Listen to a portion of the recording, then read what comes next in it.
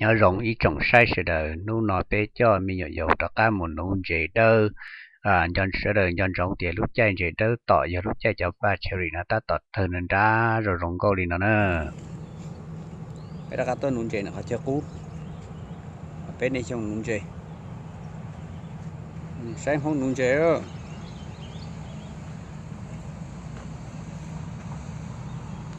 sáng không nụ chế bên nó sẽ giờ bên nó nụ chế sẽ bắt tông chế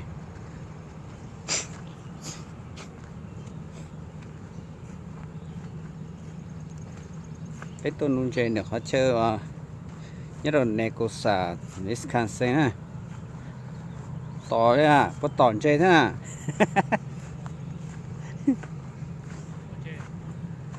tá su rồi chúng mình chơi đâu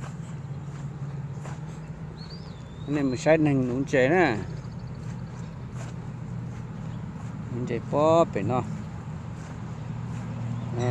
chừng ta tòn nút khó là chỉ tòn nút khó là chỉ tỏi á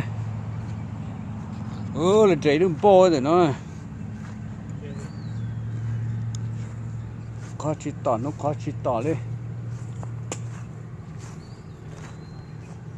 nụ chế bé tua gì tụi đen nó chả cú cơn cầu đấy thế chỉ muốn chế tỏi đấy thiên trong cầu xe nó là thiên trong cầu sẽ chỉ muốn chế đi này xịt tối tu thế là tu là nó lên chế cơ hay nó xịt tối tao phải chơi tuần chế thế lát chỗ nọ vậy lát tỏ chỗ nọ vậy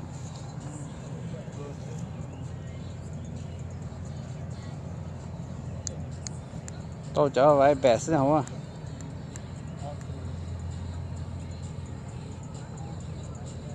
tao upload trâu tu thế bác tí phải nó tông trên tàu thế bác phải nó chơi nụ chỉ lên trên tàu cơ thế này muốn luôn chạy boti phá đây nó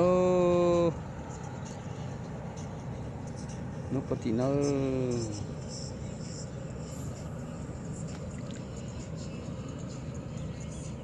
boti nó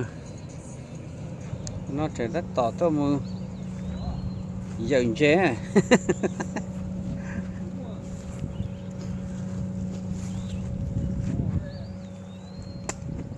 phải là no đó it's kenku you got a fish kenku tôi đúng chơi là tôi đây nó là món đúng chơi chỉ trông nữa what are you doing what are you doing what are you doing playing okay you got fishing how many fish you got huh how many fish 3 yeah. You got 3? Yeah. It's fun for you? It's a fun day, right? Yeah. Cái tôi nụ chế đó. Dude, cool. A catfish, big one. Chế tôi cú rồi. Rồi chế tôi cú rồi bỏ. A big one catfish. A catfish. Yeah. A big catfish. A big catfish. That one bigger than the other one, right? Yeah, that one's a bigger one. See? No, it's not fishing. Whoa! Woohoo! But Swimming. yeah, No, don't put too much. pull it out. Wait, no, what to Look buy at there, look at there. No, what to eat it. Yeah. Not eat it. You want to eat? Nope. Nope. Search. Minky, that's Woohoo!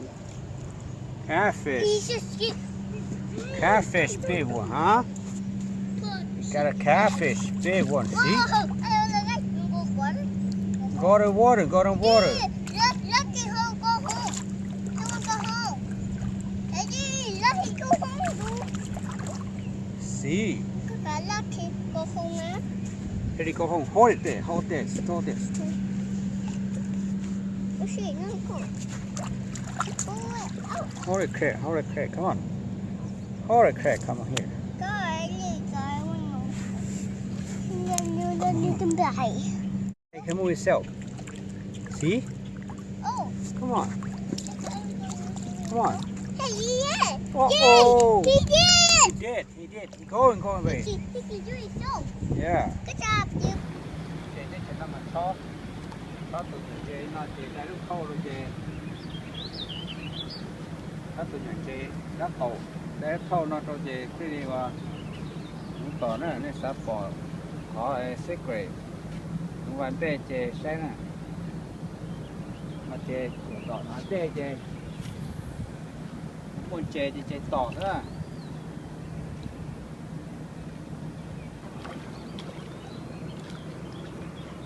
chị tớ cái này nó còn đủ chị cho nó này xe này cho vài bể ra chị ta tụi nó nè tụi nó mà bọn chạy kia chị nó sẽ này nhất tết chuyện vật chùa nè tết chuyện nó chị tết thì chỉ muốn bọn chạy xưa rồi cắt chập lỡ à còn cho trộn trái còn cho lỏng nó này tao bỏ cho có đây nó dễ thế còn cho lo tiền á dễ dễ nè cần câu đấy để chia nè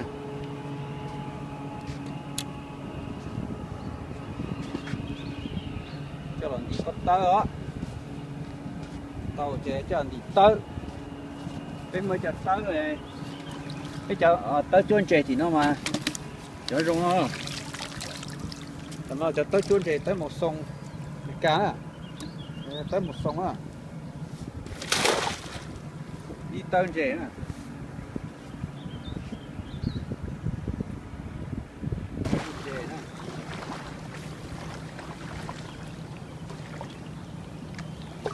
còn cái tu này đi tàu sái mà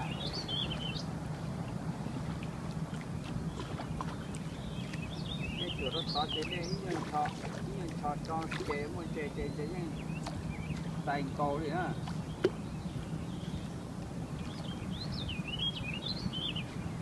okay yeah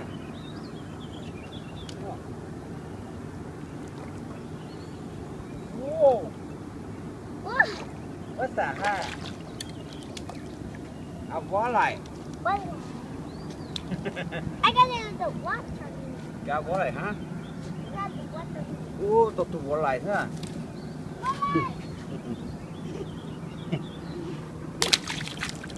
let's go chỉ gì nó tà chè cho chè nó chỉ muốn cho chè nó nè cái chỗ thôn lúc chỉ gì nó sẽ chè thâu lúc chè nó chè sáng no cho chè nó lấy tôm no ho sáng lia nó chỉ tôm lia đi nữa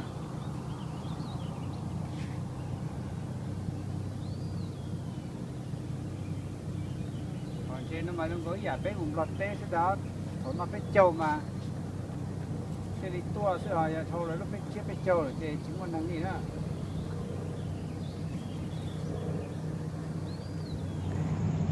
ta tỏi cho nhuyễn chế này cho nhuyễn chế vô nấu chắc cút thôi rồi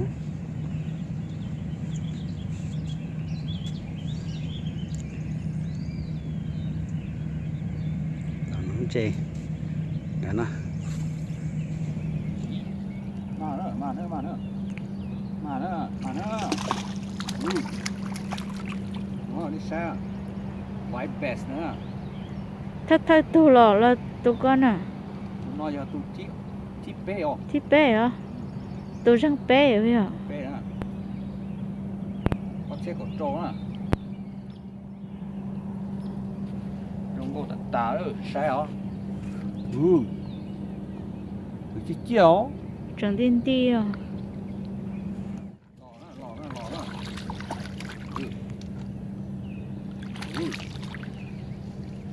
lò có tới thân gì rồi chứ chết lâu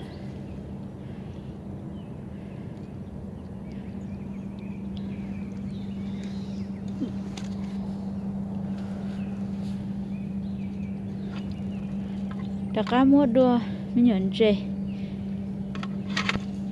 chết chó đã cá chót rồi giờ đã cá nổ đua nước tỏ cho họ cỏ bây giờ. Ok, thua màn chơi rồi. Mà chả đâu.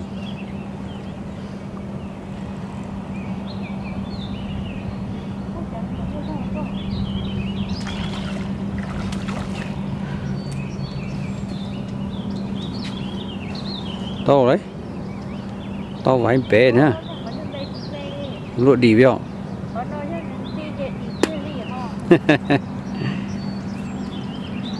Đánh chè nè, to đồ chả lục sao chu, mà đồ nữa, mà đồ nữa, mà đồ nữa.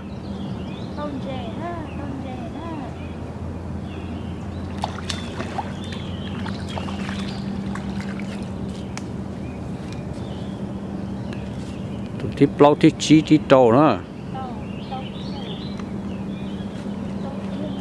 xịt tù nữa. Chín lọ à mê mê sẽ à. Đúng rồi cử. Nói cho mê mê thì tự dí rồi nhá. Mạ đùa thế nữa, chả lo nữa. Còn lại thôi. Mấy bé ra hỏi ồ. Bánh bía đâu rồi.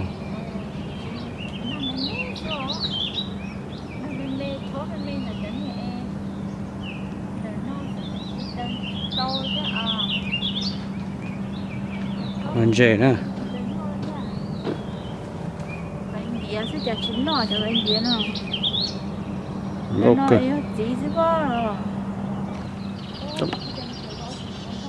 Cho mạ đùa luôn. Cho mạ đùa luôn. Chua chứ cố luôn ta. Cố lo xe đó chưa rồi. Không được đi.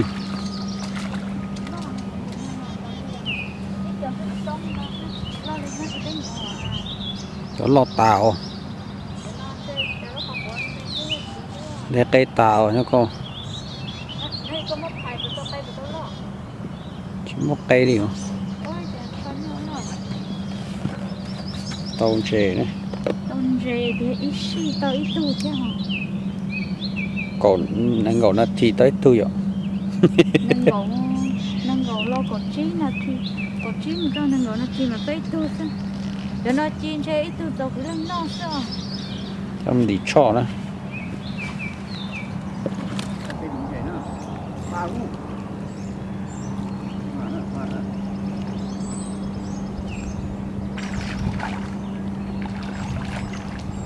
Lại lô. Có bom bé chơi tỏ này bây giờ. Thôi đó, nhập con nhiều. Khơi lên con nhiều bây giờ. Nhập con đâu nó. Hai cơ bây giờ. Hai nó. Hai cơ. Tao kia nữa. Cụ tư là có số tụi có xí. Có một tụi có xí nó có xe. Một xí xe lại rồi. Con đâu.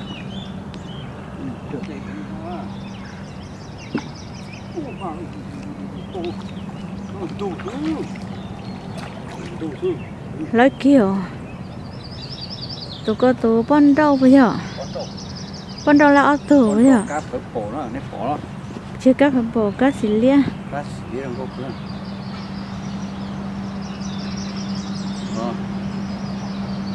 Lúc tao hầu xí lia chế lúc chế phở bò.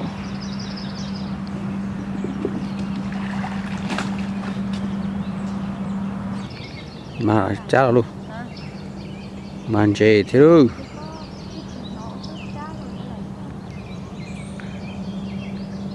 Nó lo rồi.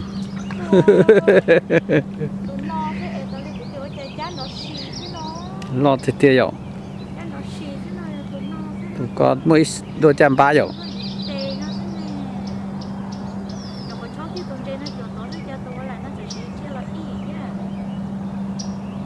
Tao qua lại nè.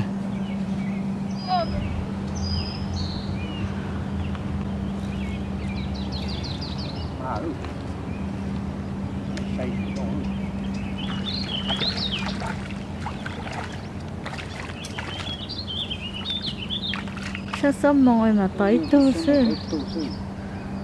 ủa rồi bé câu rõ cơ li à rong cái li chỉ mỗi lúc rõ li rong cái rõ tan cho trâu giò tôm chè là tôm chè chọn chè nó ngô chập lơ xí tôi chỉ hở tôi mà nôn chè tôi chỉ tao bự đi nè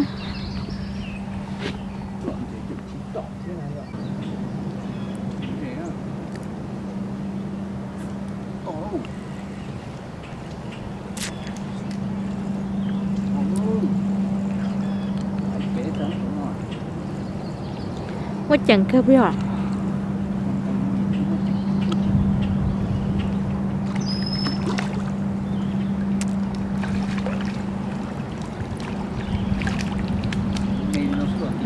để cái mà tới tụ à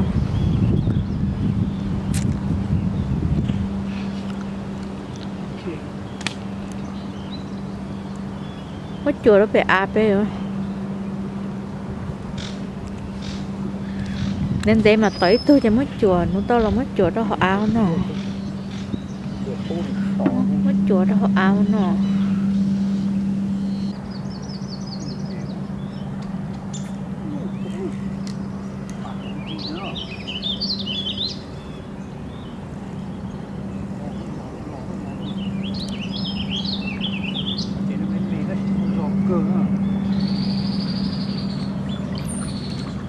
khía uống nữa để sai gì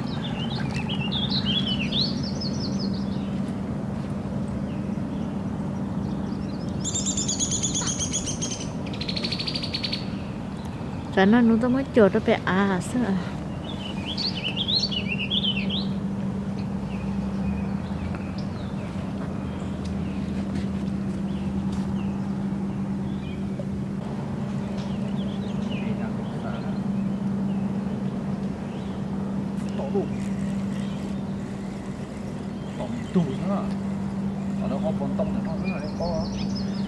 ủa nó có cú xiên nụ cơ bây giờ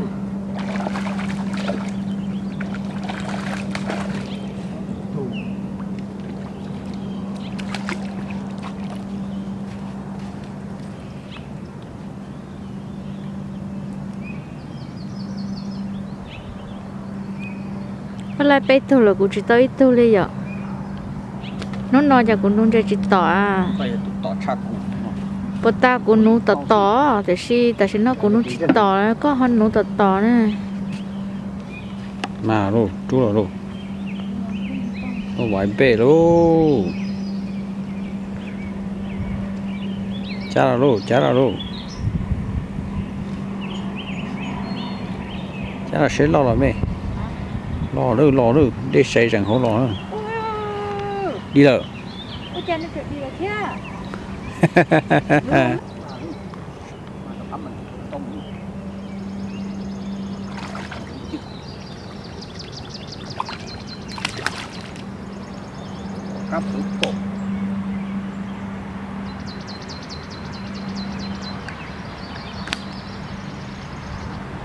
tao tôi cáp thử bầu nữa nè mỗi tuần rơi chùa đó bị á bị nọ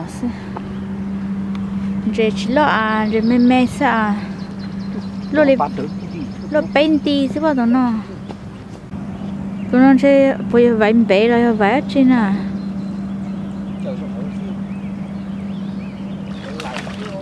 vẫn lại sư ôi nó có lo sao tôi lo co chờ chị cái tao cho co xí lo lại lo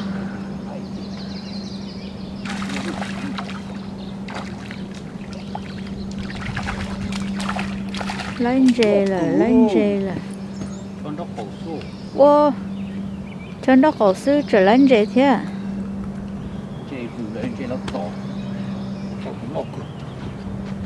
chỗ đó bị á bị nọ sợ à nó tao chỉ còn khơi vậy mới chỗ đó cho số dây họ nọ xem nè chỗ đó số dây nó nè vài bể sao quấy yêu sao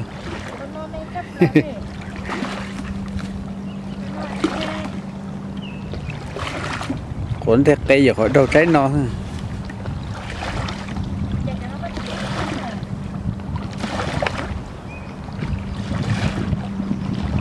tối tu vài bé nữa thế cho một cái đồng minh chi lo sao tụi nó cá rồng cô nữa cái trong có muốn nó chỉ cần lo cho cá thôi thôi tay can cổ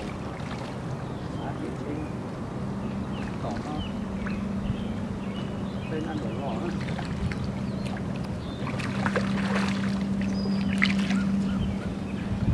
nếu như chỉ muốn rẻ giá mua thế thì nếu mua cho trời nếu chỉ mua cho chung nếu mua cho trời sư chăng nâng gầu bé cho nó thì mà tối tu sư nếu như mua thế nếu chỉ mua có dầu đơn đâu có dầu cá đó khởi chia hả nếu cho nó mà mua giờ tuổi chúng con bỏ lên nó đó rong có bỏ nó lên chơi chẳng chỉ tối thì ít đô la nè bỏ bé đùa đó hả lỗ đồn mất tuần chơi nó cho bỏ được á nữa thọ cái nó và châu trâu này cho và tàu tua sai bé kho nung dê chia sẻ hai tia xong ở sang cột trâu nó nên số lần số tù và tàu tua sai có bé một nung dê nó thia cho ba nó giống mua cái lò dê thia cái cá xiên đó xong chia một lần tòn tê giờ lần thứ họ nhẹ thia họ và mua comment đã chỉ là cú sầu tua trâu bé hệ và trong tàu trâu này sẽ đợi lúc xưa tàu sai và thế chế sĩ hạt tiền cho lần cho tụ lo tụ dầu nhá thông bờ họ lúc ăn tụ cứ nó giờ chỉ cho cái nó cá nhân rồng thọ chứng tụ phong công mong trâu nên cho lần cho tụ có chuồn chỉ cái và mình thì cái nó cá nhân rồng